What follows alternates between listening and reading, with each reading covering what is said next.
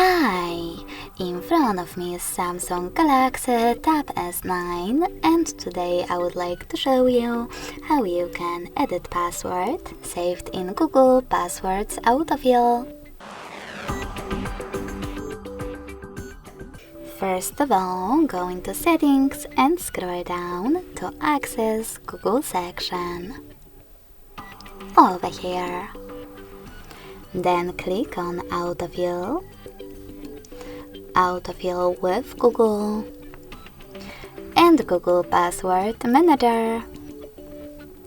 Now to edit one of your added passwords, click on the chosen one. Pick one of your login methods to access it and hit Edit button. Then you can change all of your data however you wish to.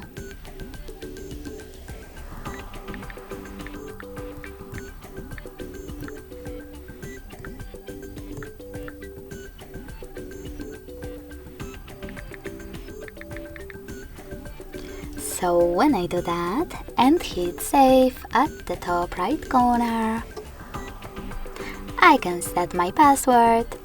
Has changed. Thanks so much for watching. If you enjoyed this video, don't forget to leave a like, comment and subscribe. Bye!